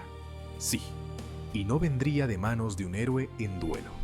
Vendría de una forma cruel, irónica, diseñada por el destino. La primera en llegar fue Pentesilea, reina de las Amazonas. Era una guerrera legendaria, líder de un ejército de mujeres que combatían con una disciplina y fiereza que pocos ejércitos podían igualar. Alta, fuerte, con una técnica capaz de rivalizar con los mejores campeones griegos, Pentesilea venía a Troya buscando redención. Cargaba con la culpa de haber matado accidentalmente a su hermana durante una cacería y quería lavar ese peso con sangre enemiga. Los troyanos la recibieron como a una salvadora. Por fin, alguien que, creían, podía enfrentar a Aquiles y vencerlo. El duelo entre Aquiles y Pentesilea fue espectacular. La reina amazona peleó con una ferocidad que impresionó incluso a los veteranos griegos más curtidos. Movimientos elegantes, precisos, letales. Valentía absoluta, sin una sola duda en los ojos. Durante minutos que parecieron eternos, intercambiaron golpes que habrían derribado a cualquier otro guerrero. Ambos ejércitos observaban en un silencio tenso, fascinados. Por primera vez desde Héctor, Aquiles tenía delante una pelea verdadera, pero al final el resultado fue inevitable. La lanza de Aquiles encontró una abertura y Pentesilea cayó herida de muerte. Y entonces ocurrió algo extraño. Cuando Aquiles le quitó el casco y vio el rostro de la reina por primera vez, algo se quebró dentro de él. Era hermosa más allá de las palabras, con una mirada que incluso al borde de la muerte sostenía un coraje intacto. Y, en ese instante, Aquiles se enamoró. Demasiado tarde, él mismo la había derribado, la sostuvo mientras se apagaba su vida, y por primera vez desde Patroclo, Aquiles lloró en el campo de batalla. Los griegos miraban sin entender, los troyanos miraban con tristeza y con una satisfacción amarga. El invencible Aquiles, al fin, volvía a sentir dolor. Entre los griegos había un hombre llamado Tersites. Famoso por su lengua venenosa, se burló de Aquiles, diciendo que lloraba por una enemiga caída, que se había ablandado, que era ridículo. Aquiles no respondió con palabras. Se levantó, dio un paso y lo mató de un solo golpe, rápido, sin ceremonia. El campamento quedó helado. Tersites era despreciable, sí, pero era uno de los suyos, y Aquiles lo había eliminado por una frase. El mayor guerrero de Grecia estaba dejando atrás lo último que le quedaba de humanidad. Semanas después llegó el segundo campeón, Memnón, rey de Etiopía, hijo de la diosa Eos. Era fuerte, rápido y disciplinado. Un guerrero digno del mito, quizá el primero que realmente podía plantar cara a Aquiles sin desmoronarse en minutos. Su armadura también había sido forjada por Hefesto, y el brillo divino de su equipo parecía igualar el de Aquiles. En el Olimpo, los dioses observaban con interés genuino. Zeus tomó la balanza dorada del destino y pesó las suertes de ambos. La balanza se inclinó contra Memnón.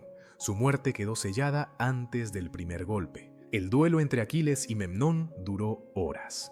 Ninguno de los dos ejércitos se atrevía a intervenir mientras aquellos dos combatientes, casi como semidioses, chocaban una y otra vez. Cada impacto retumbaba como trueno y cada choque de metal arrojaba chispas como relámpagos. Memnón era todo lo que Troya había esperado, un guerrero capaz de igualar a Aquiles, pero igualar no bastaba para vencerlo. Tras horas de tensión, Aquiles encontró una abertura mínima y dio el golpe decisivo. Memnón cayó, y Eos lloró un dolor tan antiguo que, dicen, terminó volviéndose el rocío de la mañana. Con Memnón muerto, Troya perdió la última esperanza coherente. Habían llamado a sus mejores aliados, a sus campeones más temidos, y todos habían caído ante Aquiles. El griego parecía, por fin, verdaderamente invencible. Había derrotado al mejor defensor troyano, a la reina de las Amazonas, al hijo de una diosa. ¿Qué quedaba por hacer? Algunos consejeros hablaron de rendición, de negociar antes de que la ciudad fuera arrasada, pero Príamo se negó. Héctor había muerto defendiendo esas murallas. Príamo no las entregaría mientras siguiera respirando. Pero el final de Aquiles se acercaba, y no tendría la forma de un duelo noble ni de una batalla justa contra un campeón digno. Llegaría de la manera más cruel e irónica, por la mano de París, el príncipe cuyo acto había encendido la guerra al llevarse a Helena. París, que rara vez se exponía al combate directo, terminaría siendo el instrumento del destino, y así el guerrero más grande de su tiempo no caería ante el más valiente, sino ante el golpe más inesperado. El día comenzó como cualquier otro. Aquiles se colocó la armadura, tomó sus armas y salió al campo. Los troyanos, desesperados, intentaron otra salida. Necesitaban romper el asedio o morirían de hambre tras sus muros. Aquiles los rechazó como siempre, empujándolos de vuelta hacia las puertas. Desde una torre, París observaba con el arco en la mano. No era hombre de choque, pero sí un arquero excepcional, y llevaba semanas preparándose para un solo disparo. Un disparo destinado al único punto vulnerable del guerrero invencible. Esa mañana, Briseida intentó detener a Aquiles.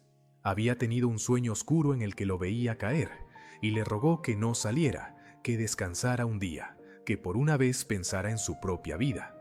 Aquiles la besó y le dijo que no podía. Los destinos llamaban. Su tiempo se acababa y él lo sabía.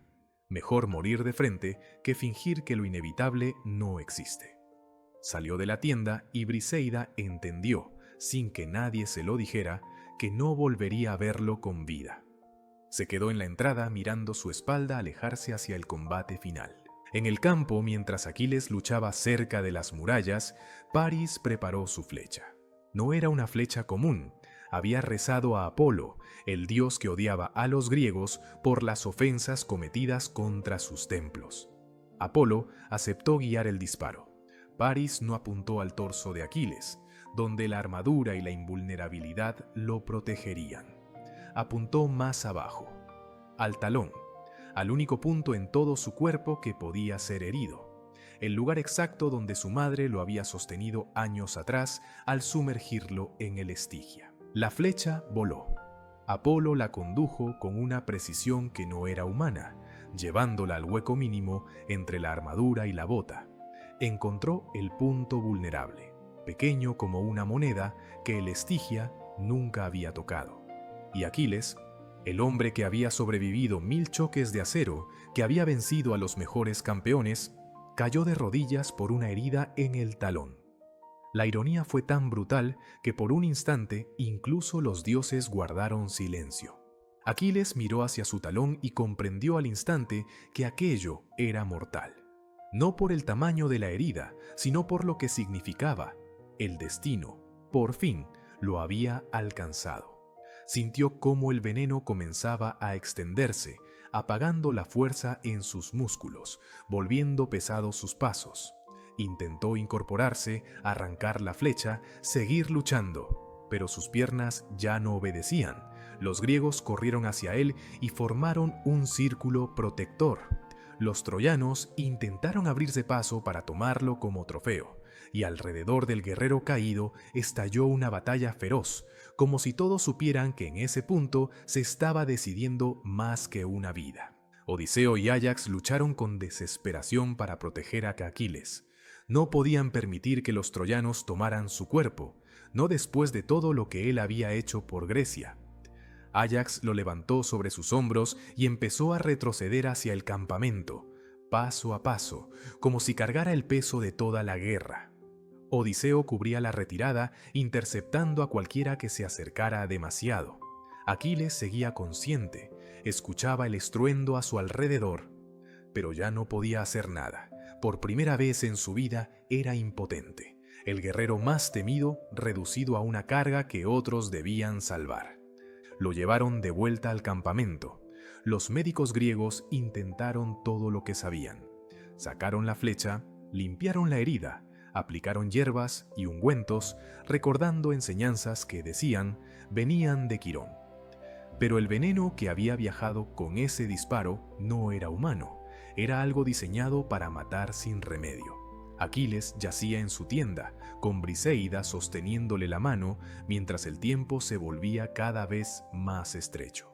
Tenía 18 años, había vivido exactamente lo que las profecías le habían concedido. Tetis apareció por última vez junto a su hijo moribundo. La diosa que había intentado todo para salvarlo, que lo sumergió en las aguas de la inmortalidad, que le consiguió la armadura más perfecta, ahora solo podía sostener su mano y aceptar lo inevitable.